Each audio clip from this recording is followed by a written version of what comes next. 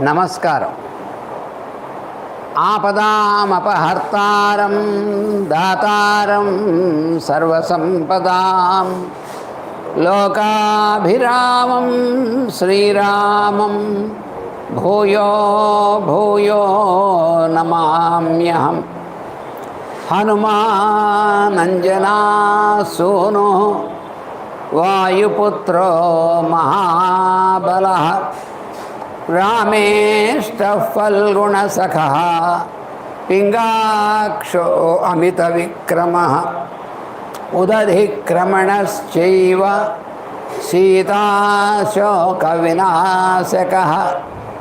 లక్ష్మణప్రాణదాతా చ దశగ్రీవస్య దర్పः ద్వాదశైతాని నామాని కపీంద్రస్య మహాత్మనః స్వాపకాలే పఠేన్నిత్యం యాత్రాకాలే విశేషతః తస్య మృత్యుభయం నాస్తి సర్వత్ర విజయీ భవేత్. తస్య మృత్యుభయం నాస్తి సర్వత్ర విజయీ భవేత్. తస్య మృత్యుభయం నాస్తి సర్వత్ర విజయీ భవేత్. శ్రీరాఘవం దశరథాత్మజమప్రమేయం సీతాపతిం రఘుకులాన్వయరత్నదీపం ఆజానుబాహుమరవిందదళాయతాక్షం రామం నిశాచర వినాశకరం నమామి. రామాయ రామభద్రాయ రామచంద్రాయ వేధసే రఘునాథాయ నాథాయ సీతాయా పతయే నమః. నమోస్తు రామాయ సలక్ష్మణాయ దేవ్యై చ తస్యై జనకాత్మజాయై. నమోస్తు రుద్రేంద్రయమానిలేభ్యో నమోస్తు చంద్రార్కమరుద్గణేభ్యః. తదున్నసం పాండురదంతమవ్రణం శుచిస్మితం పద్మపలాసలోచనం ద్రక్ష్యేతదార్యావదనం కదాన్వహం ప్రసన్నతారాధిపతుల్యదర్శనం. కూజంతం రామ రామేతి మధురం మధురాక్షరం ఆరుహ్య కవితాశాఖాం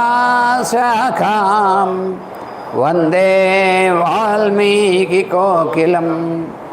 సర్వవేదార్థతత్వజ్ఞం వేదార్థప్రతిపాదకం పురాణసారసర్వజ్ఞం కృష్ణం వందే జగద్గురుం. ఓమస్మద్గురుభ్యో నమః.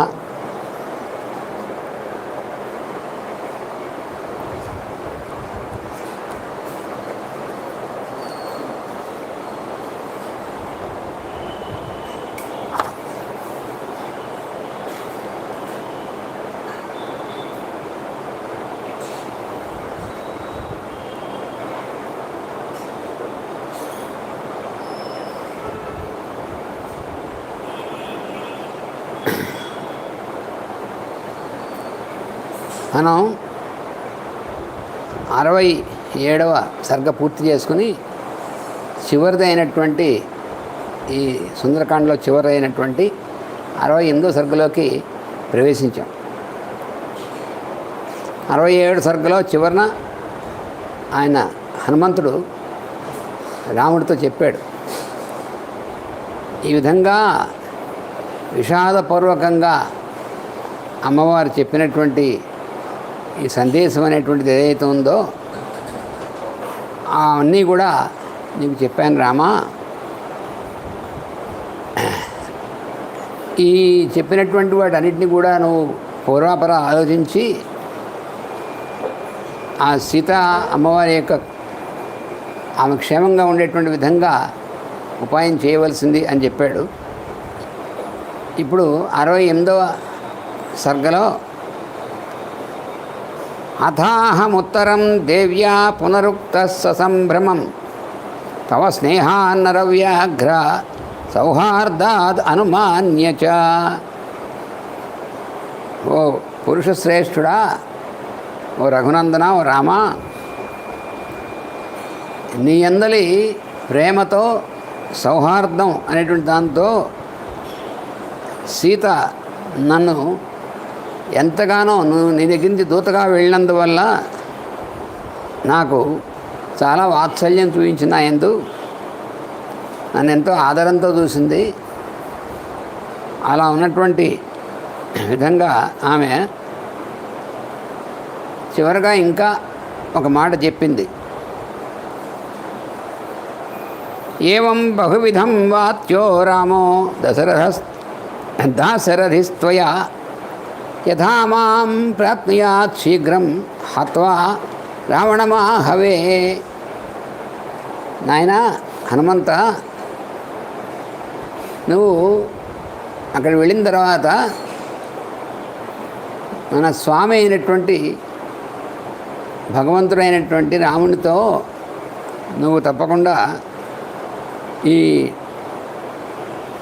చెప్పినటువంటివి అన్నీ కూడా ఆయనతో సవివరంగా చెప్పు నాయన. ఏ విధంగా ఇవన్నీ విన్న తర్వాత ఆయన వెంటనే బయలుదేరి యుద్ధంలో రావణుడి యొక్క వధ అనేటువంటిది చేసి నన్ను త్వరగా ఏ విధంగా తీసుకువెళ్తాడో ఆ విధంగా చేయమని చెప్పింది.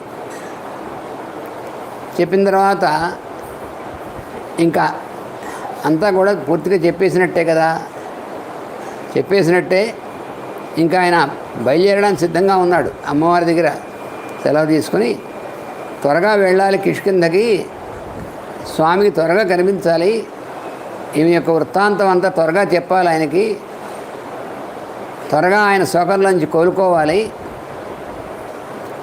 వెంటనే ఆయన అక్కడ ఉన్నటువంటి వానర సైన్యం అందరితో బయలుదేరి లంకకి ప్రయాణం కూడా వెంటనే తలబెట్టాలి. ఎందుకంటే అమ్మవారు చెప్పినటువంటి దాని ప్రకారం ఎంత త్వరగా వీలైతే అంత త్వరగా, ఎందుకంటే ఇంకా రావణాసురుడు వాడు ఏం చేస్తాడో తెలియదు కదా, అందుకని ఆ విధంగా చేయాలి అని ఆయన అనుకుంటూ ఇంకా బయలుదేరదాం అనుకునేప్పటికీ అప్పుడు మళ్ళీ ఒక మాట చెప్పింది ఆవిడ. యది వా మన్యసే వీర వస ఏకాహం అరిందమా. ఓ అరిందమా, నాయనా నువ్వు శత్రువుల్ని దమించేటువంటి వాడివే, నువ్వు కూడా వీరుడివి. అందువల్ల నాయనా ఒకవేళ నువ్వు కనుక ఒప్పుకున్నట్లయితే ఒకరోజు మళ్ళీ ఉండి వెళ్ళరాదా అంటుంది ఆవిడ. కస్మింశ్చిత్ సంవృతే దేశే విశ్రాంత స్వగమిష్యసి. ఎక్కడో అక్కడ రాక్షసులకి వీళ్ళకి కనబడకుండా సంవృతమైనటువంటి ప్రదేశంలో, అంటే ఎవరికి కనబడకుండా ఉండేటువంటి ప్రదేశంలో గడిపి నువ్వు ఇంకొక రోజు ఉండి రేపు బయలుదేరి వెళ్తే బాగుంటుందేమో, రేపు బయలుదేరి వెళ్ళి ఇంకొక రోజు ఉంటే బాగుంటుందేమో అన్నది ఆవిడ అమ్మగారు.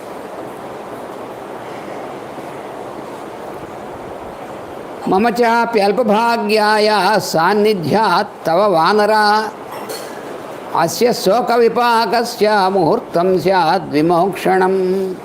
ఎందుకంటే నాయనా, ఓ వానరశ్రేష్ఠుడా, నువ్వు నేను అల్పభాగ్యురాలని, అంటే రాముని యొక్క వియోగంతో ఉన్నటువంటి దాన్ని, ఇక్కడేమో ఈ రాక్షసుల మధ్యలో ఉన్నాను, అందుకని శోకం అనేటువంటి దానిలో మునిగి ఉన్నటువంటి దాన్ని, దీనివల్ల అల్పభాగ్యురాలని అని మామూలుగా అర్థం. అల్పభాగ్యురాలు అనేటువంటిది అసలు భాగ్యదేవతే ఆమైతే, అంటే భాగ్యమైన దేవతే తనైనప్పుడు వేరే ఇంకా భాగ్యం అనేటువంటిది ఏముంటుంది ఆవిడికి? దానికి అధిదేవత ఆవిడ, భాగ్యాధిదేవత లక్ష్మీదేవి. అందుకని ఇంక మళ్ళీ మిగతా వాళ్ళకైతే ఆవిడ భాగ్యం, వాళ్ళ అదృష్టం ఇవన్నీ అనొచ్చు. ఇంకా ఈవిడికి ప్రత్యేకంగా భాగ్యం అనేటువంటిది ఏమి ఉండదు. అందుకని అల్పభాగ్యం అంటే ప్రత్యేకమైనటువంటి భాగ్యం లేనటువంటి దాన్ని అని. సృష్టి మొత్తానికి సంబంధించినటువంటిది తప్ప వ్యక్తిగతంగా ఆవిడకి భాగ్యం అంటూ వేరే ఏమి ఉండదుగా ఆవిడే అయినప్పుడు. అందుకని మమచ అల్పభాగ్యాయా సాన్నిధ్యాత్, నా సాన్నిధ్యం నుంచి, నా సాన్నిధ్యాత్ తవ, నీ యొక్క సాన్నిధ్యం వల్ల, అస్య శోక విపాకస్య, ఈ శోకం అనేటువంటి విపాకం ఉందే బాగా గట్టిగా ఆవరించి ఉన్నటువంటిది శోకం, దీనికి విమోక్షణం, దీని నుంచి విమోచనం పొందడం, ముహూర్తం స్యాత్, కొంచెం సేపు అయినా దీని నుంచి విమోక్షణం పొందడం అనేటువంటి జరుగుతుంది. నువ్వు ఇక్కడ ఉన్నావు అనుకో, నీ సాన్నిధ్యంలో కొంతసేపు మళ్ళీ, ఎందుకంటే స్వామివారి గురించే నువ్వు చెప్తూ ఉంటావు, నేను స్వామివారి గురించి చెప్తూ ఉంటాను, నేను వింటూ ఉంటాను. తర్వాత నువ్వు ఇక్కడ ఉన్నావంటే ఆయన యొక్క స్మరణే నువ్వు చేస్తూ ఉంటావు కదా. అందువల్ల ఇవన్నీ వల్ల నాకు కొంచెం సేపు అయినా ఈ శోకం అనేటువంటి విపాకం నుంచి మోక్షం అనేటువంటిది కలుగుతుంది కదా, విమోచనం కలుగుతుంది కదా. అందుకని ఇంకొక రోజు నువ్వు ఉండి వెళ్తే బాగుంటుంది కదా నాయన అంటోంది అమ్మవారు. అంటే హనుమంతుడు తిరిగి వెళ్ళేటువంటి ప్రయాణానికి సిద్ధమయ్యాడు, ఇంక బయలుదేరిపోతున్నాడు. ఇంకంతా అయిపోయింది, అమ్మవారు చెప్పింది, ఇంక బయలుదేరడమే. ఇంకా అక్కడి నుంచి ఒక్కసారి ఎగురుతాడు పైకి. అప్పుడు మళ్ళీ ఆవిడ అందనమాట, మళ్ళీ మాట్లాడింది ఆవిడ.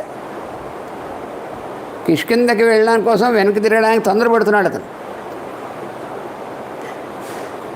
ఎందుకు తొందరపడుతున్నాడు మరి ఆవిడే చెప్పింది, ఎంత తొందరగా వీలైతే అంత తొందరగా రాముడు వచ్చి నన్ను రక్షించేటువంటి ఉపాయం నువ్వు చేయవలసిందే అని చెప్పింది ఆవిడ.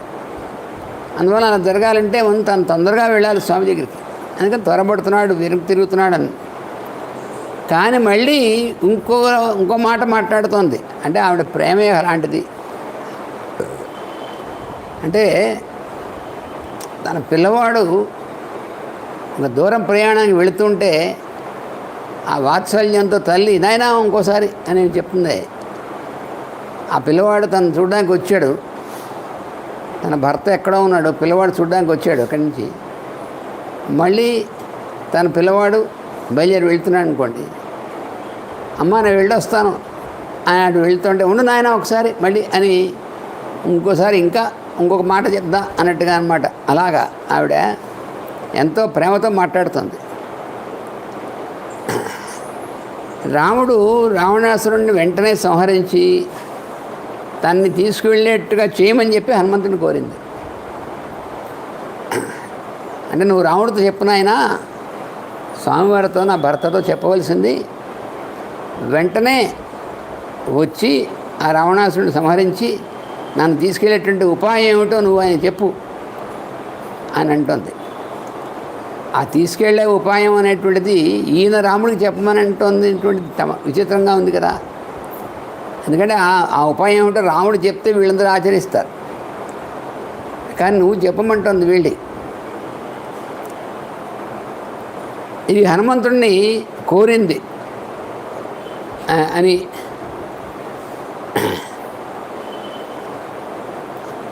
అయితే ఇది హనుమంతుడిని కోరింది అంటే ఇది కోరిక అలాగ అనిపిస్తుంది. అంటే సీతమ్మవారికి కూడా ఏదో ఒకటి కోరికలాగా ఉందన్నమాట, చిన్నదో పెద్దదో ఏదో ఒకటి కోరిక అని. అంటే ఎవరిని మరి అవతల వాడిని కోరినప్పుడు కోరిక అవుతుంది కదా అని. అయితే పైకి అది కోరిక అమ్మవారు కోరింది అన్నట్టుగా అనిపిస్తుంది మనకి. ఇలా కోరుతోంది అమ్మవారు, దాన్ని తొందరగా తీసుకెళ్ళమని కోరుతోంది, ఇవన్నీ కూడా అనిపిస్తుంది. కానీ నిజానికి ఏమిటంటే రావణాసుడి యొక్క సంహారం అనేటువంటి ప్రక్రియ ఉందే, దాని వెనకాతల అసలు సంకల్ప శక్తి, సంకల్పము శక్తి ఇవన్నీ కూడా సీత యొక్క సంకల్పమే, సీత యొక్క శక్తి అందులో పనిచేసేటువంటి. అంత ముందునే చెప్పాడు ఆయన. ఇంతకు ముందు చెప్పినప్పుడు అప్పుడే చెప్పాడు రాముడు నిమిత్త మాత్రుడని. అంటే రావణాసురుడి యొక్క సంహారం అనేటువంటి చేయడంలో రాముడు ఒక నిమిత్త మాత్రుడు అన్నారు.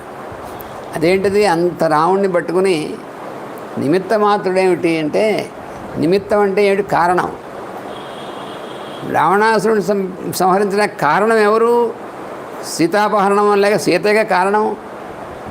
సీతని వాడు అలా అపహరించి వెళ్ళాడు. అటువంటి ఘోరమైనటువంటి పనులు ఇంకా చాలా చేశాడు వాడు. ఇంతకుముందు అన్నీ చేశాడు వాడు. ఇప్పుడు రావణాసురుడితో ఉన్నటువంటి విషయం ఏంటంటే, వాడు ఒక పక్కన తపస్సు చేశాడు. తపస్సు చేసి ఆ తపస్సు యొక్క ఫలాన్ని పొందాడు. అవేమిటి? వరాలు, బ్రహ్మగారు ఇచ్చినటువంటి వరాలు అవి పొందాడు.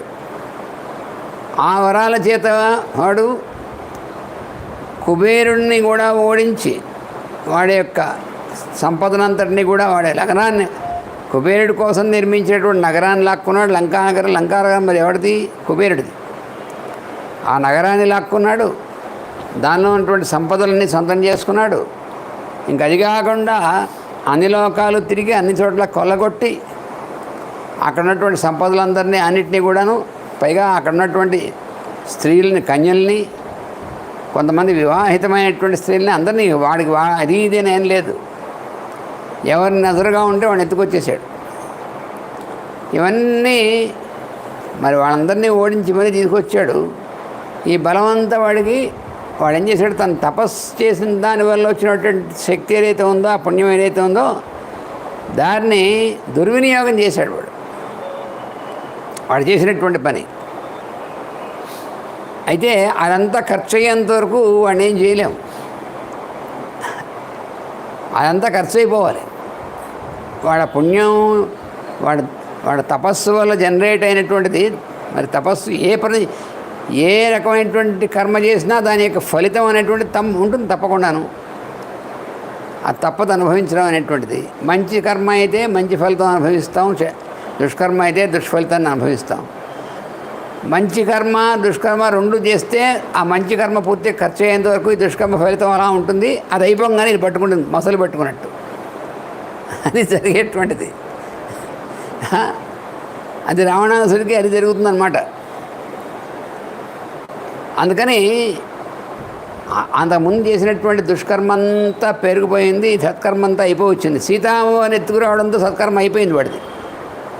అంటే వాడు శాపం వల్ల జన్మ ఎత్తాడు కదా, దానికి సంబంధించినటువంటిదంతా కూడా ఇంకా సీతామ్మవారిని తీసుకొచ్చాక ఇంకెవరిని తీసుకొచ్చేటువంటి అవకాశం లేదు కాబట్టి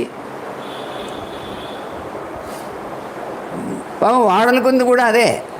వాడేమనుకున్నాడంటే ఇంకా సీతాదేవిని చూసిన తర్వాత ఇంకే స్త్రీ నాకు అవసరం లేదన్నాడు. ఎందుకు? వాడికి మోక్షం రాబోతుంది కాబట్టి. మరి ఇంకో స్త్రీని ఎవరిని తీసుకొచ్చినా కూడా వాడిని అప్పటిదాకా మరి ఎవరు సంహరించలేకపోయారు కదా. మరి ఇప్పుడు రాముడి చేతిలోనే వాడు సంహరింపబడాలి, లేకపోతే వాడు మోక్షం రాదు, వాడికి శాప విమోచన జరగదు. అందుకని వెనకాల అంత కథ ఉంది.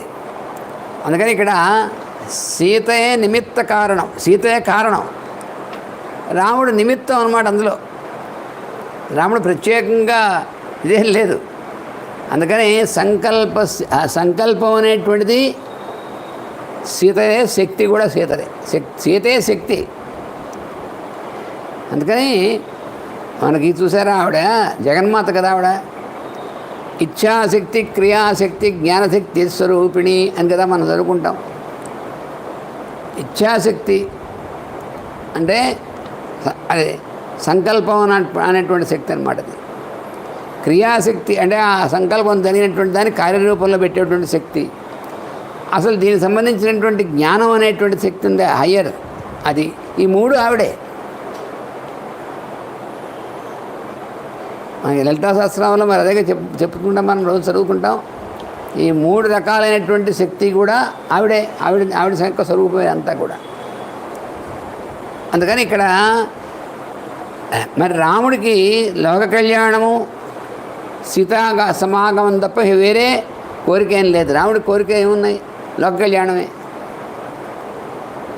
అందుకని రాముడు ఏమన్నాడు? ఆరాధనాయ లోకస్య అంటే అందరినీ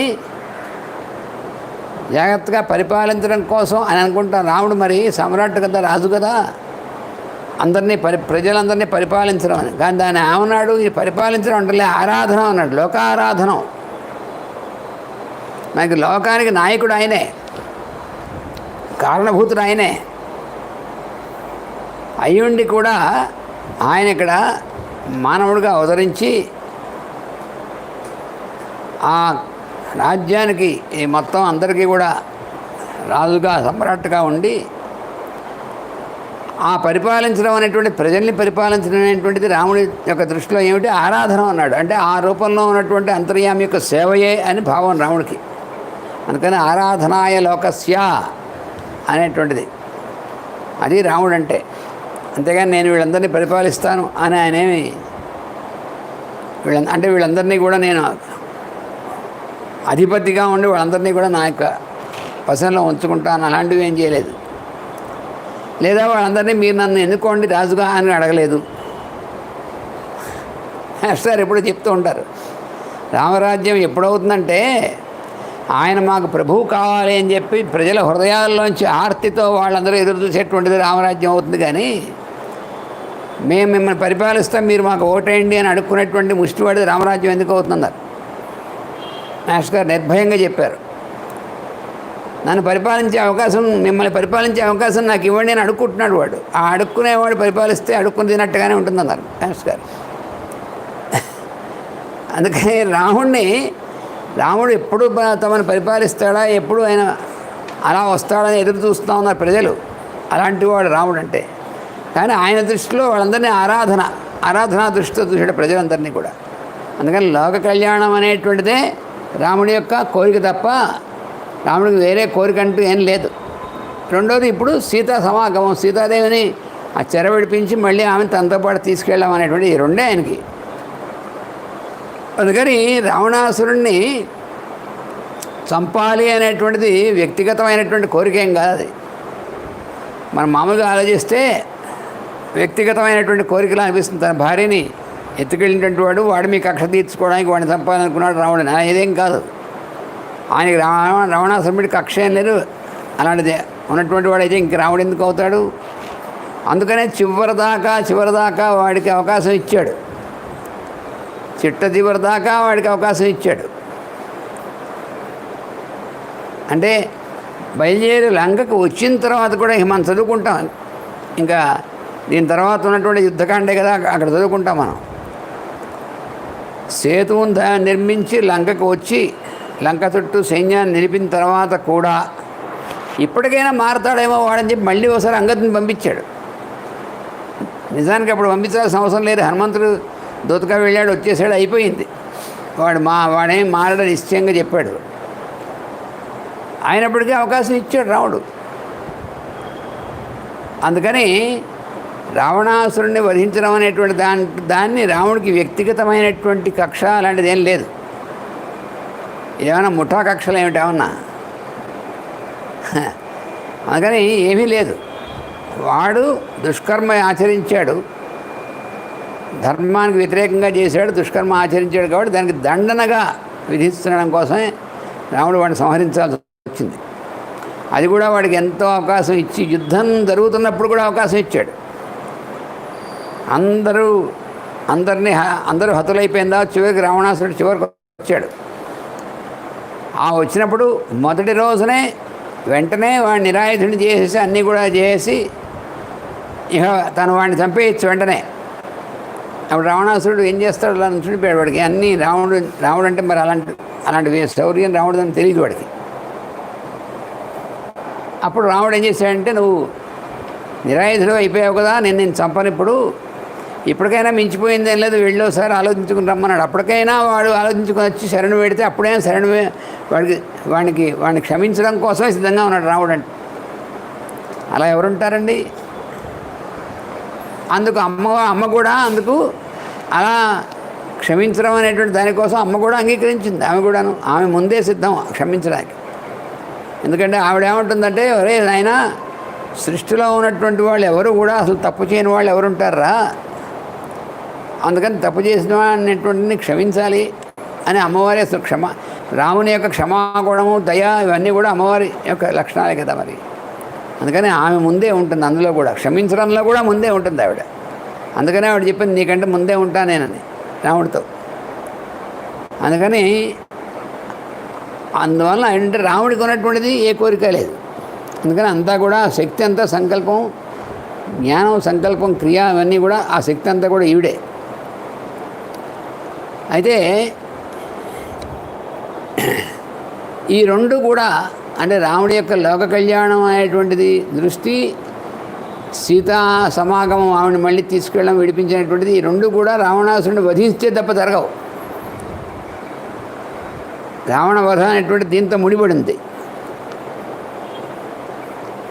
అది ఇక్కడ ఉన్నటువంటి విశేషం. అందువలన ఈ సందర్భంలో హనుమంతుడు వచ్చాడు రాముడి దగ్గర నుంచి.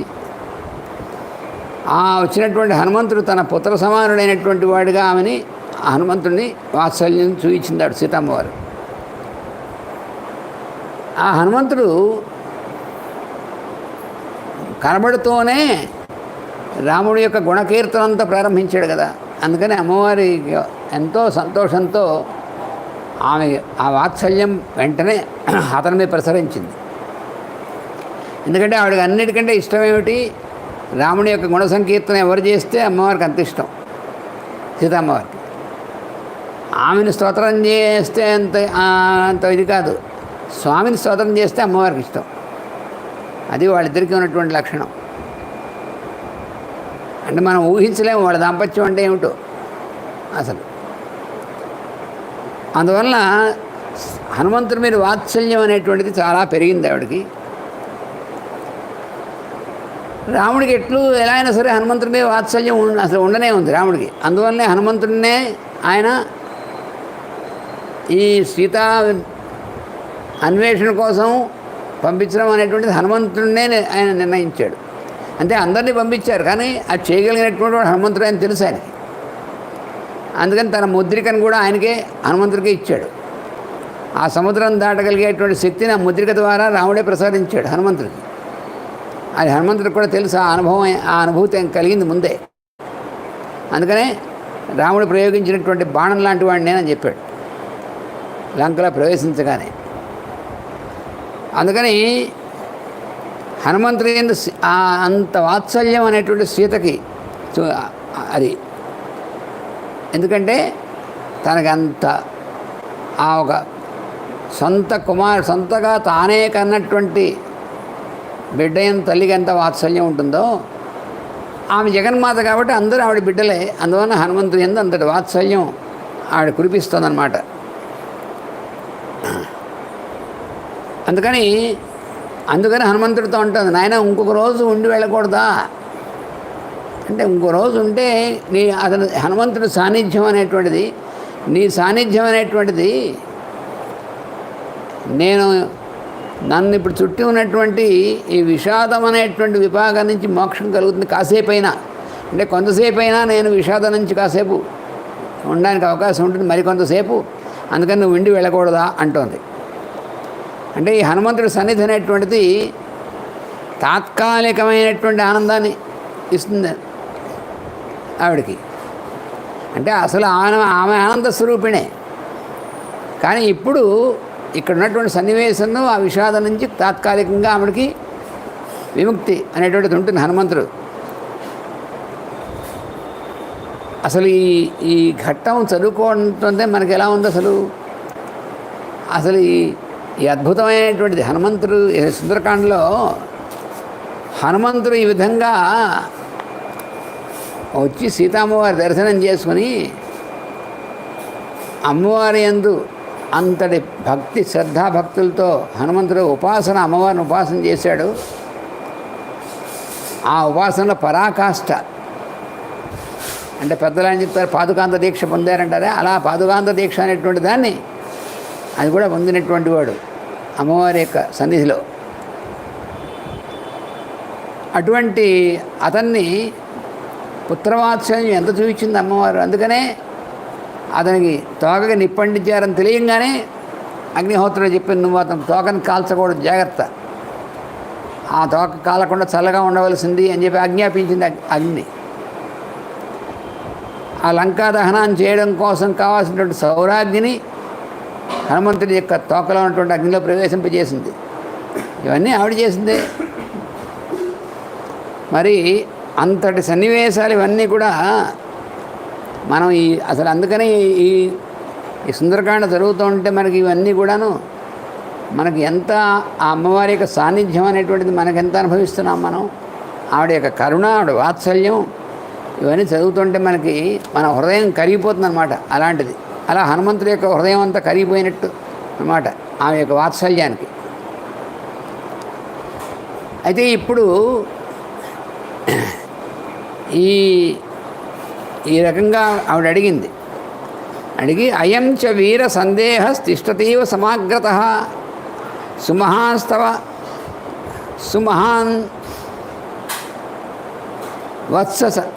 సుమహాన్స్వ సహాయేషు హర్యక్షేషు హరీశ్వర కథన్ ఖలు దుష్పారం తరిష్యంతి మహోదధిం తాని హర్యుక్ష సైన్యాని తౌవా నరవరాత్మజౌ. ఇక్కడ ఇంకో ప్రశ్న వేసింది హనుమంతుడికి. ఏమంటుందంటే, నాయనా అంటే ఈ ప్రశ్న ఎందుకు వేసింది ఆవిడకేం తెలియదా? ఎందుకు చూద్దాం. ఏమనంటుందంటే, ఓ మహావీరుడా, నాకు సందేహం ఉందయ్యా. అంటే ఆవిడకి సందేహం ఏమిటి అంటే, ఏమిటా సందేహం అంటే, నాయనా నువ్వు చాలా మహావీరుడివి, నువ్వు సహాయకుడిగా ఉన్నటువంటి వాడివి. తర్వాత ఆ భల్లూక సైన్యములు, ఈ వానర సైన్యములు ఇవన్నీ కూడా వస్తున్నాయి. కానీ మధ్యలో ఇంత సముద్రం 100 యోజనాల విస్తీర్ణమైనటువంటి సముద్రం ఉంది కదా. ఈ సముద్రాన్ని త్రయాణమేవ భూతానాం సాగరస్యాస్య లంఘనే, ఈ సముద్రం దాటడానికి ముగ్గురికే సాధ్యం. శక్తి స్యాత్ వైనతేయస్య వాయోర్వా తవ చానఘా. ఈ సముద్రం 100 యోజనాల సముద్రాన్ని దాటగలిగేటువంటి శక్తి ఎవరికి ఉందంటే ముగ్గురికే ఉంది. ఒకడు గరుత్మంతుడు, రెండవది వాయుదేవుడు, మూడోది నువ్వు. మీ ముగ్గురికే కదా ఉంది. మరి అలాంటిది ఆ రాజకుమారులైనటువంటి రామలక్ష్మణులు, తర్వాత ఈ వానర సైన్యం, తర్వాత ఈ వృక్షం అంటే ఎలుగుబంట్లు, భల్లూకములు, ఆ సైన్యం, అంత సైన్యం వస్తుంది నిజంగానే ఎలా దాటుతారు సముద్రాన్ని?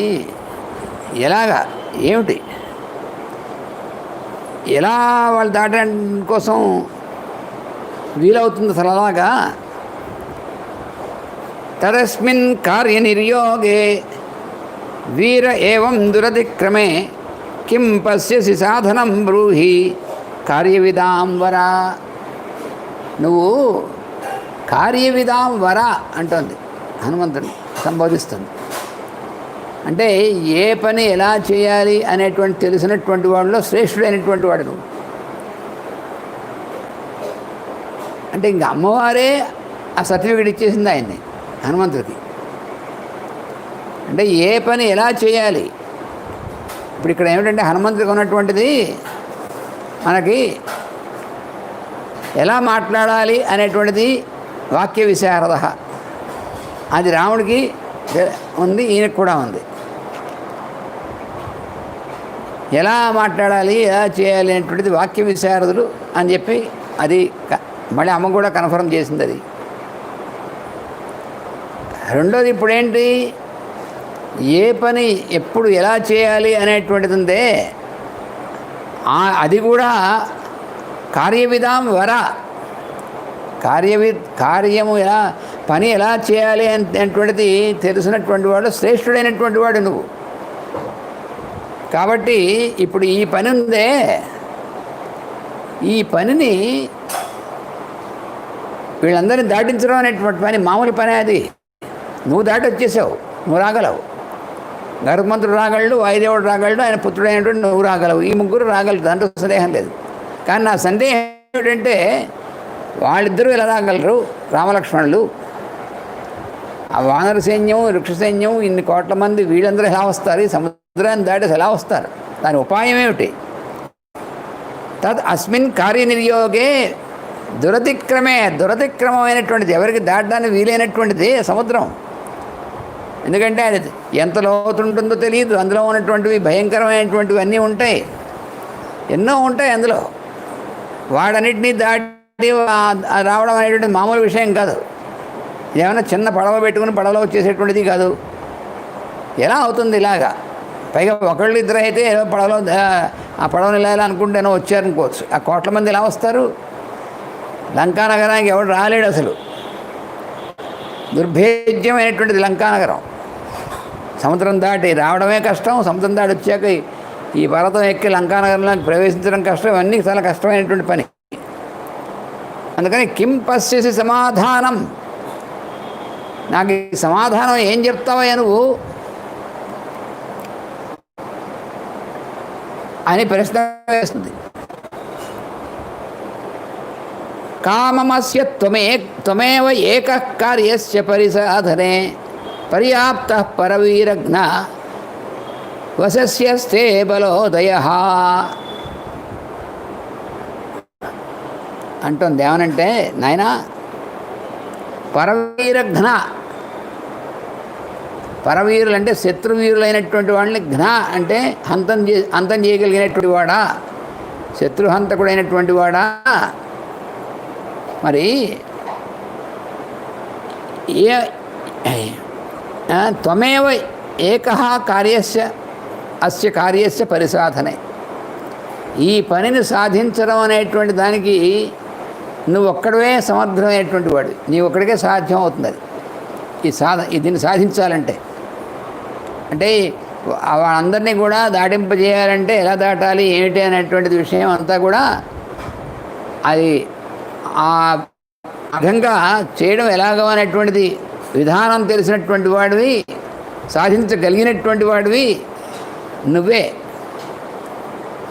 పరిసాధనే పర్యాప్త, నువ్వు దీని యొక్క యశస్సు అనేటువంటిది నీకు ఉన్నటువంటి వాడివి. అది నీకు అది వృద్ధి అవుతూ ఉంటుంది ఎప్పుడు కూడా. అంటే నీ యొక్క కార్యం ఏ పనైనా సరే సాధించడం అనేటువంటిది నీకు ఎప్పుడు పెరుగుతూ ఉంటుంది. ఎందుకు పెరుగుతూ ఉంటుంది? శక్తి ఈమెగా ఇచ్చేది. అతను సముద్రం దాటి రావడానికి, మళ్ళీ దాటి వెళ్ళడానికి, కాదు ఇవన్నీ ఏదైనా సరే మరి లంకా దహనం చేయడానికి ఇవన్నీ కూడా శక్తి ఎవరిచ్చారో? అమ్మవారే శక్తి స్వరూపిణి. అది తెలుసు ఆయనకి. మరి తెలుసు, ఆయనకి అనుభూతం అయినటువంటిదే. కానీ మళ్ళీ ఇప్పుడు ఇవిడు ఎందుకంటుందంటే పరీక్ష పెడుతుంది, చిన్న పరీక్ష కొసమెరుపు. అదే అక్కడ ఉన్నటువంటి విశేషం. వానర సైన్యాన్ని కానీ రామలక్ష్మణులు కానీ ఈ సాగరాన్ని దాటి ఇక్కడికి ఎలా రాగలరు? ఈ సమస్య యొక్క పరిష్కారం ఏం ఆలోచిస్తున్నావు అని అడుగుతుంది. అంటే ఎంత తమాషా అయినటువంటిది అంటే, అంత పైదాకా వెళ్ళినా కూడా చివరి మళ్ళీ పడిపోయే అవకాశం ఉంది. మనకి వైకుంఠపాళి అనేటువంటి ఒక ఆట ఉంటుంది చూసారా, అందులో నిచ్చెనలు ఉంటాయి, పక్కన పాములు ఉంటాయి, పరమపద సోపానం ఉంటుంది పైన అన్నిటికంటే. ఈ నిచ్చెన ఎక్కాడనుకోండి, వెంటనే పక్కన పాము మింగేసి మళ్ళీ కిందకు వచ్చేస్తుంటాడు, స్టార్టింగ్ పాయింట్ కింద నుంచి. ఈ నిచ్చెన్ను, ఈ నిచ్చెన్ను పాములు దాటుకుని ఆ పైకి ఎక్కాలంటే చివరికి చివరికి ఇంక ఈ ఒక్కటి దాటిపోతే ఆ పైకి అందులోకి వెళ్ళిపోతాడు. ఇవన్నీ కింద పడరు అనుకుంటే ఆ చోట కూడా ఒక పెద్ద పాము ఉంటుంది. ఆ పెద్ద పాము యొక్క నోట్లో పడితే మళ్ళీ సరిగ్గా మొట్టమొదటి కింద లోయెస్ట్ ఎక్కడ ప్రారంభించాడో అక్కడికే వచ్చి పడతాడనమాట.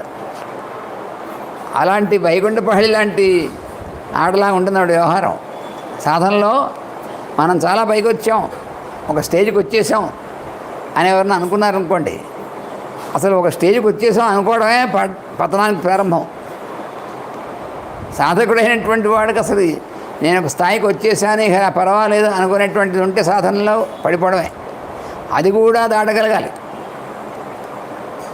అంటే తాను సాధకుడు, తాను సాధించినటువంటి వాడు అనేటువంటిది కూడా ఎక్కడా ఉండకుండా ఉండే స్థితి వస్తేనే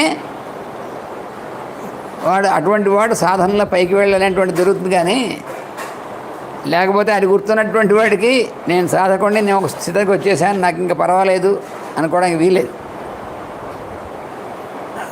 ఎవరికైనా సరే. అందువల్ల హనుమంతుడికైనా సరే అలాంటి టెస్ట్ పెట్టింది అమ్మవారు. ఎందుకంటే హనుమంతుడికి ఇవంతా ఈ శక్తినంతా కూడా ఇచ్చినటువంటిది, ప్రసాదించినటువంటిది అమ్మవారే. అందుకని జ్ఞానప్రదాయిని కదా ఆవిడ, అందుకని ఆవిడే ఇస్తుంది. ఆ ఇచ్చినప్పుడు వీడు ఎంతవరకు చివరి దాకా నిలబడతాననేటువంటిది ఒకసారి టెస్ట్ కూడా చేస్తూ ఉంటుంది. అది విచిత్రం, తప్పకుండా చేస్తారు. మన గురువులు కూడా చేస్తారు మనకి. అది మనకి అంటే గురువు గారు మన మాస్టర్ గారు మనం పిలిచి మాకు ఎందుకంటే కొంచెం అనుభవం, మనం పిలిచి ఈ విషయంలో ఏం చేద్దామంటే అసలు అర్థం కాకుండా ఉంది అంటారు. అంటే నిజంగా కూడా ఆయనకు కూడా అర్థంగా నేను తెలియంది మనకు తెలుసు, మనం చెప్పగలం అనేటువంటిది అనుకుంటున్నావా లేదా అని అనుకుంటే పడిపోయినట్టే. అంటే అక్కడ సంకట ఒక రకమైనటువంటి చాలా కష్టం అది. అందుకని హనుమంతుడిని చివర అంతా అయిపోయి చివరిని బయలుదేరబోతుండగా, అంటే ఇంకా పూర్తిగా ఆయనకి శ్రీ విద్యోపాసన పరాకాష్ఠకు వెళ్ళాడు పూర్తిగా. అలా ఉన్నటువంటి సమయంలో చిన్న చెట్టు చివరిలో ఒక టెస్ట్ పెట్టిందనమాట. ఒరే నాయన, రామలక్ష్మణులు కూడా దాటలేరు కదా అంటే నిజమే అనిపిస్తుంది. అవును, ఎందుకంటే మానవులుగా అవతారం ఎత్తారు వాళ్ళు. అందుకని హనుమంతుడు ఎగిరొచ్చినట్టుగా ఎగిరి రావడానికి ముగ్గురికే సాధ్యం అనేటువంటిది అందరికీ తెలుసు. గరుత్మంతుడికి ఈ అన్ని లోకాల్లో ఏ లోకం నుంచి ఏ లోకానికి వెళ్ళాలన్నా వీలైనటువంటిది గరుత్మంతుడు. వాయుదేవుడు అంతా వ్యాపించి ఉంటాడు కాబట్టి ఎక్కడికైనా వెళ్ళగలడు ఆయన. ఇక హనుమంతుడు అందుకని ఈ మానవులుగాను వానరులుగాను కింద ఉన్నటువంటి వాళ్ళకి సాధ్యం కాదు. అందుకని ఇవి అడుగుతానమాట, మరి వాళ్ళు నువ్వు వచ్చావు కానీ వాళ్ళు ఇదంతా దాటి ఎలా వస్తారు, వాళ్ళని ఎలా నువ్వు దాటిస్తావు, అయితే వాళ్ళని కూడా దాటించేటువంటిది నేనేనా అనేటువంటి భావన ఎన్నో కలుగుతుందా లేదా, అది టెస్ట్. ఈయన దాటించినటువంటి వాడు రాముడా, రావణ్ దాటించేటువంటిది ఈయన, అక్కడ టెస్ట్ అనమాట. చాలా తమాషాగా ఉంటుంది. అందుకని ఈ ప్రశ్న ఇది పైకి ప్రశ్నలా ఉంది, సందేహంలా ఉంది. సీతమ్మ వారికి కూడా సందేహం ఉంది అని. అందుకని హనుమంతుడి యొక్క శరణాగతికి ఇది చివరి మెట్టు అనమాట. ఇది కూడా దాటితే ఆ పరంపదం ఎక్కేసినట్టే. అందుకని నీవు ఒక్కడవే రాక్షసులందరినీ వధించి నన్ను రాముడి దగ్గర తీసుకెళ్ళగలవు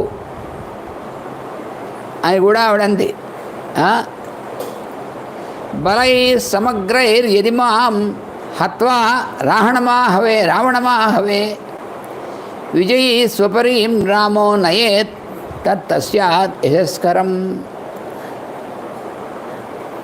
అంటే పైన ఇంతకుముందు ఉంది పరవీరఘ్న, నీ యొక్క కీర్తి తెలుసు, నీ బలం పెరిగేటువంటిది తెలుసు. అంటే ఇంతకుముందు కూడా చెప్పింది కానీ నాకేం నువ్వు తీసుకెళ్ళగలవు, ఇంతకుముందు చెప్పినప్పుడు దాంట్లో చెప్పింది. ఆయన అన్నాడు కదా, అమ్మ నువ్వు నా వీపు మీద ఎక్కువ నేను తీసుకెళ్ళిపోతాను, లేదా అంటే అయితే లంకనంతటిని కూడా పూర్తిగా ధ్వంసం చేసి రావణాసురుడితో సహా రాక్షసుని చంపి సీతామ్మవారిని తీసుకెళ్ళగలను అని ఆయన ఎక్కడన్నాడు. అక్కడి నుంచి తిరిగి వచ్చిన తర్వాత ఉన్నటువంటి వీళ్ళందరూ ఉన్నారే వాళ్ళతో కదా అన్నాడు ఆయన. అంటే ఆవిడ దగ్గర ఉన్నప్పుడు ఏమన్నాడంటే, అమ్మ నువ్వు నా వీపు మీద ఎక్కువ తీసుకెళ్ళిపోతాను రాముడి దగ్గరికి అన్నాడు. అప్పుడు కూడా ఇంకా లంకా దహనానికి ముందు అమ్మవారితో మాట్లాడినప్పుడు ఆవిడ ఎంతో శోకంలో ఉన్నటువంటి దీనమైనటువంటి స్థితిలో ఉన్నటువంటి చూసి నా వీపు మీద ఎక్కమ్మా, ఎందుకు నీకు ఆలస్యం, తీసుకెళ్ళిపోతా అన్నాడు. అప్పుడు అలా కుదరదు మళ్ళీ నేను, ఎందుకంటే నేను జారిపోతే కింద సముద్రంలో పడిపోతే ఎలాగ ఇవన్నీ కూడా చెప్పింది ఆవిడ. తర్వాత అంతా ఆవిడ చెప్పిన తర్వాత అంతా ఆమె యొక్క ఇదంతా అయిన తర్వాత మళ్ళీ తిరిగి వచ్చి జాంబవంతుడు అంగదుడు వీళ్ళందరినీ కలుసుకున్నప్పుడు మళ్ళీ హనుమంతుడికి ఆలోచన వచ్చింది చెప్పుకున్నాం మనం.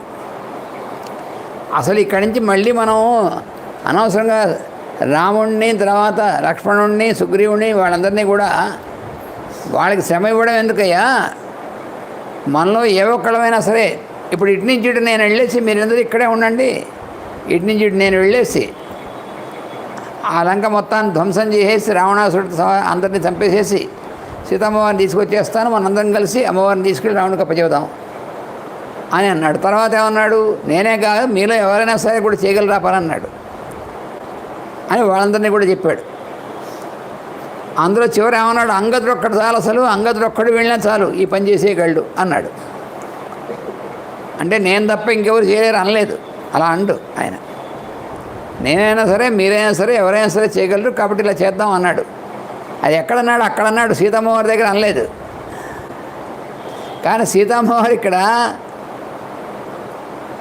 అంటే ఏమిటి, సీతమ్మవారి దగ్గర అనకపోయినప్పటికీ ఇక్కడ అంటున్నప్పటికీ ఆవిడ విందనమాట అక్కడి నుంచి. దానికి అర్థం ఏమిటి, అంతర్యామిత్వం అనేటువంటిది కలిగినటువంటిది స్వామివారి తప్ప అమ్మవారు కూడా కలిసే ఉంటుంది కాబట్టి అందులో ఈయన స్మరణ అంతా కూడా అమ్మవారు స్వామివారు ఇద్దరు స్మరణలో ఉంటారు. కాబట్టి ఈయన ఏం చేస్తున్నాడు, ఏం మాట్లాడుతున్నాడు ఇవన్నీ కూడా తెలుసుక మరి ఆవిడికి.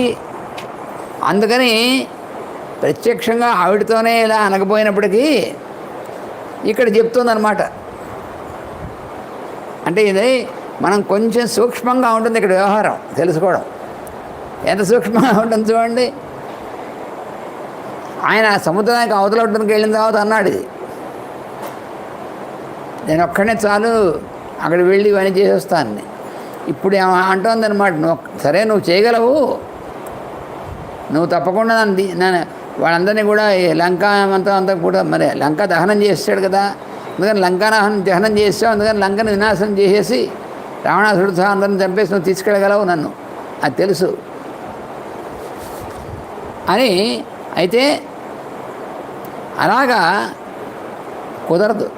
ఎందుకని అంటే ఎందుకంటుందంటే ఆవిడ ఈ సందేహం వెలిబుచ్చినట్టుగా చెప్పింది కదా ఇప్పుడు వాళ్ళందరూ ఇలా ఎలా వస్తారని. అందువల్ల ఏముంటుంది మరి, బలై సమగ్రైర్యది మాం హత్వా రావణమాహవే విజయీ స్వపురీం రామో నయేత్ తత్ స్యాత్ యశస్కరం అంటుంది ఆవిడ. అంటే రాముడు స్వయంగా వచ్చి తన సైన్యం సమగ్రమైనటువంటి సైన్యంతో రాముడే వచ్చి రావణాసురుణ్ణి యుద్ధంలో సంహరించి విజయం పొంది అప్పుడు నన్ను తీసుకుని తన యొక్క నగరానికి నన్ను తీసుకుని వెళితే అది యశస్కరం రాముడికి. అంతేగాని నువ్వు నన్ను ఇక్కడిని తీసుకెళ్ళచ్చు. అంతకుముందు మళ్ళీ చివరిలో అన్నాడు కదా, నువ్వు పోనీ ఇప్పటికైనా చివరికి కూడా ఆ యొక్క దుఃఖాన్ని మళ్ళీ ఆయన పాపం బాగా ఇదైపోయి అమ్మ ఎప్పుడైనా సరే వెళదామంటే ఈసారి ఏమంది పడిపోతానవి అనలేదు. ఈసారి ఏమందంటే వాడు నన్ను దొంగతనంగా తీసుకొచ్చాడనే కదా వాడు వధార్హుడు. ఇప్పుడు రాముడితో ఎవరితో తెలియకుండా తీసుకొచ్చాడు. వాడు చేసిన పని మనం చేయడం ఏమిటి, వాడికి కానీ వీళ్ళెవరికి కానీ తెలియకుండా దొంగతనంగా వెళ్ళాల్సిన పని ఏముంది, రాముడు వస్తాడు కదా ఆయనే రావాలి అని చెప్పింది. ఆ తర్వాత చివరిలో మళ్ళీ ఇది కూడా అంటుంది, ఈ మాట కూడా చెప్తుంది అన్నమాట. అదే ఇక్కడ ఉన్నటువంటిది. అంటే ఇక్కడ ఆయన యొక్క హనుమంతుడి యొక్క శరణాగతికి సంపూర్ణ స్థితి అనేటువంటిది కలిగిస్తుంది అన్నమాట. నీ ఒక్కడవే రాక్షసులను వధించి నన్ను ఆయన వద్దకు తీసుకెళ్ళగలిగినటువంటి వాడివి, కానీ ఇది రాముడికి యశస్కరం కాదు నాయన అంటుంది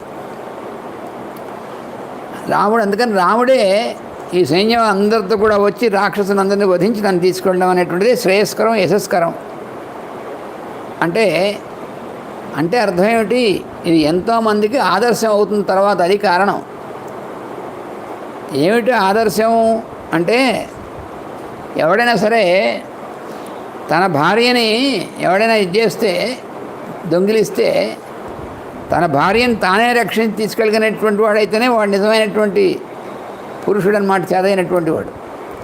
అందుకని రాముడు అలా వచ్చి తీసుకెళ్తే రాముడి యొక్క ఇది తెలుస్తుంది. కానీ యశస్సు అనేటువంటిది రాముడే కనుక, నువ్వు కనుక నన్ను తీసుకెళ్ళిపోయి రాముడికి అప్పచెప్పేస్తే రాముడు ఇక్కడ రావడం వీళ్ళందరినీ సంహరించడం తీసుకెళ్ళడం అవ్వదు.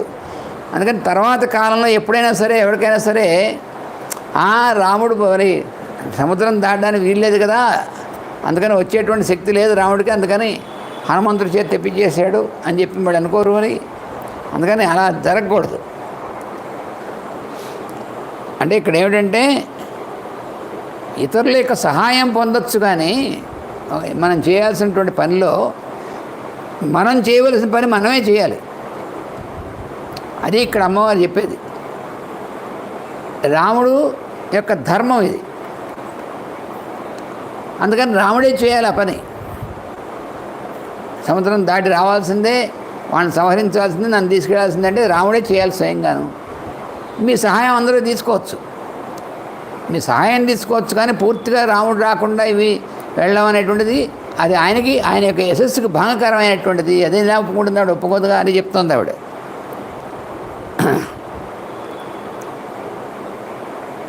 ఈ సీతను తీసుకెళ్లేటువంటి ఉపాయం ఆలోచించవలసింది ఎవరు? రాముడు కదా, హనుమంతుడు కాదు. అంటే ఇప్పుడు హనుమంతుడు ఈ ఉపాయం ఆలోచించిన ఆయన అంటే అయితే ఉపాయం అంతా నేను ఆలోచిస్తాను అనుకుంటాడా అనుకోడా, అది టెస్ట్ అనమాట. ఇక్కడ అది టెస్ట్ పెట్టింది ఆవిడ.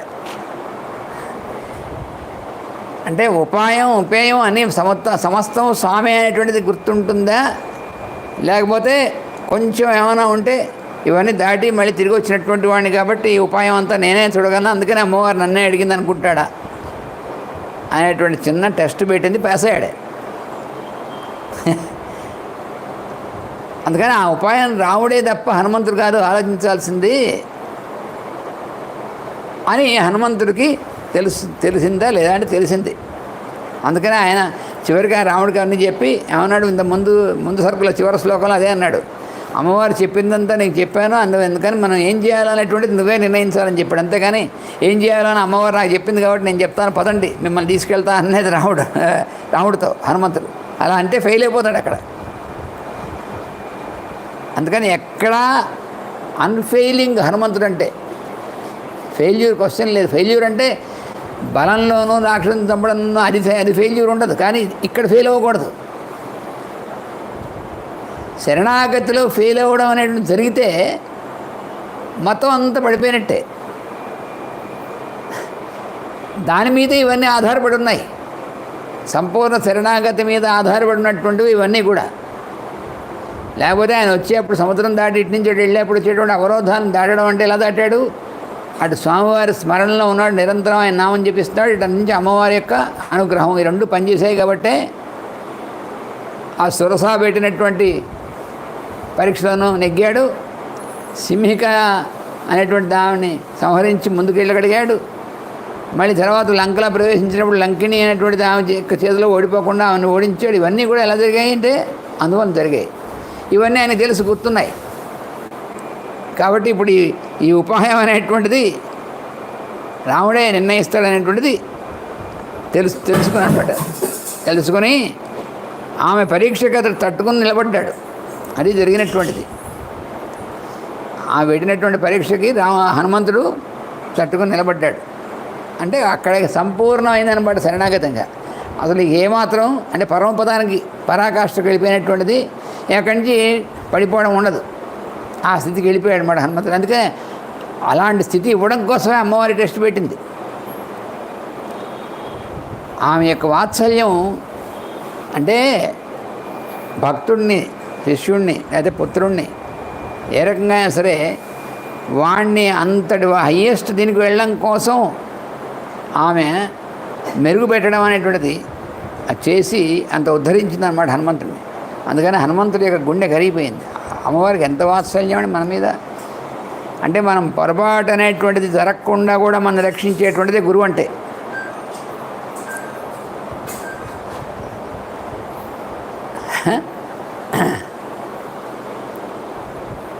అందుకని ఆ పరీక్ష అనేటువంటిది ఆమె పరీక్ష పెట్టింది అనేటువంటిది తెలిసింది, అర్థమైంది దీనికి హనుమంతుడికి. అది పరీక్ష అనేటువంటిది. అందుకనే అందరూ కూడా వానరులు, రామలక్ష్మణులు అందరూ కూడా తప్పకుండా వస్తారు అని చెప్పి ఆయన దృఢంగా చెప్పాడు. వాళ్ళందరూ రాలేకపోవడం ఏటమ్మో వాళ్ళు తప్పకుండా వస్తారని చెప్పాడు. అని చెప్తాడనమాట. వాళ్ళందరూ రాలేరు కదా అని ఆవిడంది. ఈయన ఏమంటాడు చూద్దామని. రాలేకపోవడం అంటే వాళ్ళందరూ వస్తారన్నాడు, అంతేగాని నేను వాళ్ళని తీసుకొస్తా అనలేదు. ఎక్కడ పొరపాటు పడలే హనుమంతుడు. అది ఆయనలో ఉన్నటువంటిది. అంతటి హయ్యెస్ట్ దీంట్లో ఉన్నటువంటి వాడు. అందుకని ఆవిడ యొక్క శీలాన్ని హనుమంతుడు చాలా ప్రశంసించాడు. ఎంత అద్భుతమైనటువంటి ఇది ఆవిడకి వాత్సల్యము, ఆ తల్లి యొక్క ఇది సర్వశక్తి అంతా కూడా ఆవిడే, దాటించేది ఆవిడే. అందుకని హనుమంతుడికి అంత హయ్యెస్ట్ ఉపాసన అనేటువంటి దాంట్లో పరాకాష్ఠ అనేటువంటిది ప్రసాదించారనమాట ఆవిడ. అందుకని సద్గురు అయినటువంటి వాళ్ళు తమను పూర్తిగా శరణాగతులైనటువంటి శిష్యుల్ని అలా ఎలివేట్ చేసుకుంటూ వస్తారనమాట.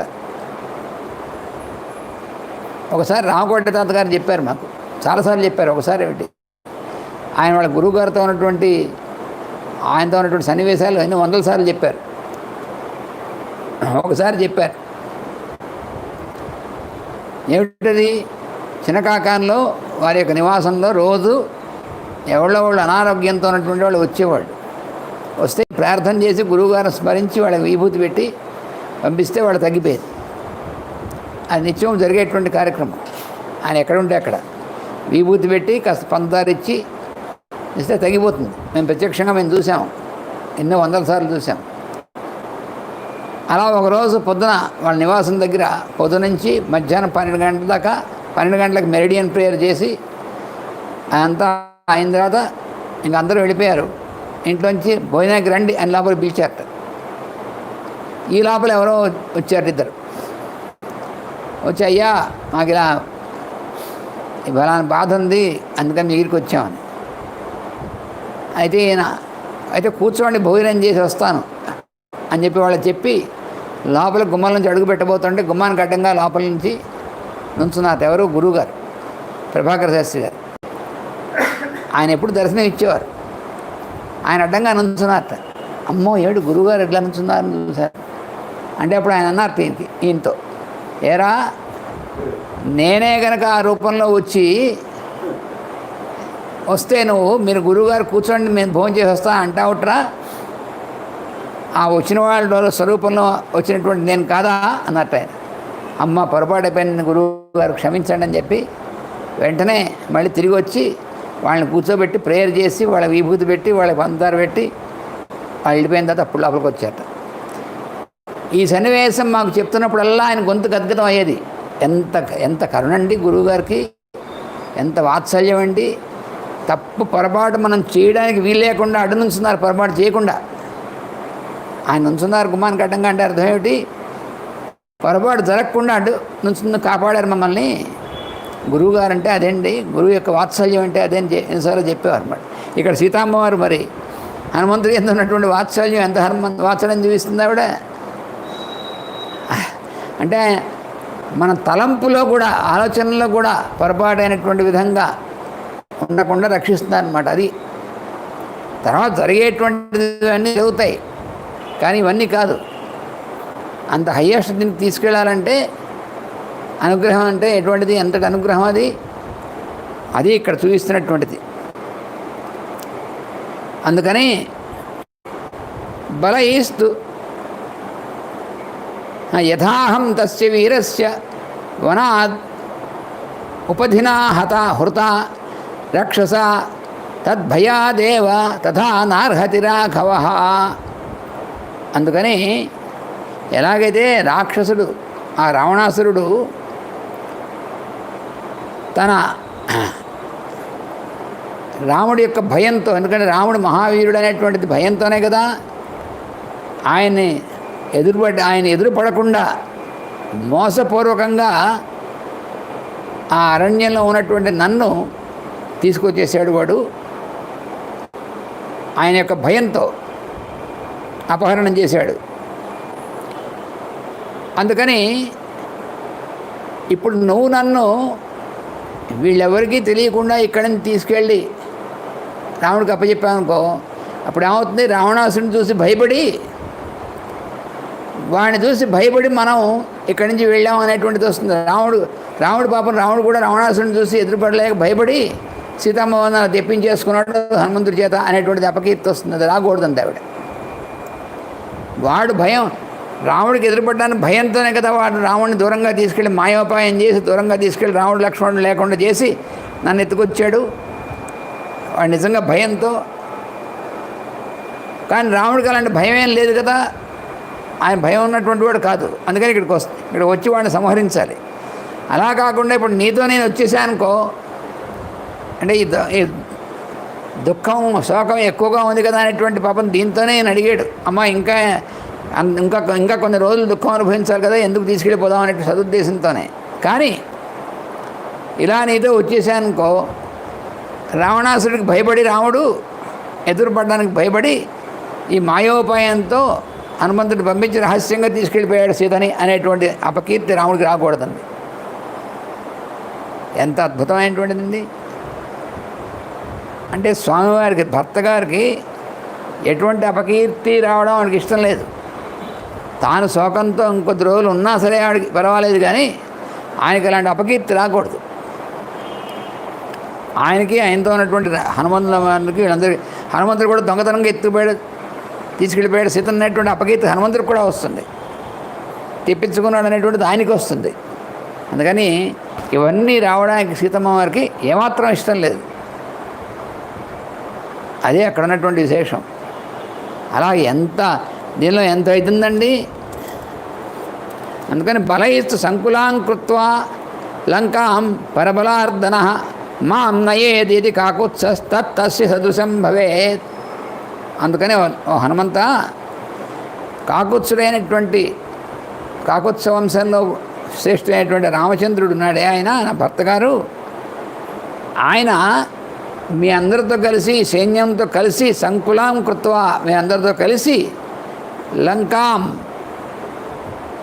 పరబలార్దన ఇతరుల బలాన్ని శత్రు బలాన్ని దమించేటువంటి వాడు అయినటువంటి ఆయన ఈ లంకను అంతటినీ కూడా పూర్తిగా నాశనం చేసి అప్పుడు నన్ను తీసుకెళ్తే ఇది ఆయన తగినటువంటి పని అవుతుంది. కానీ అలాగా నీతోనే వచ్చేసి తీస్తే మాత్రం ఆయన తగినటువంటి పని కాదు, అది అలా చేయకూడదు. అందుకని ఆయనకు అపకీర్తి వచ్చేటువంటి పని నేను చేయను అందేవాడు. అందుకని ఇంకా కొంచెం మిగిలిపోయింది చివరి ఈ సర్గ, ఈ 68వ సర్గ. ఇది రేపటితో పూర్తి అవుతుంది.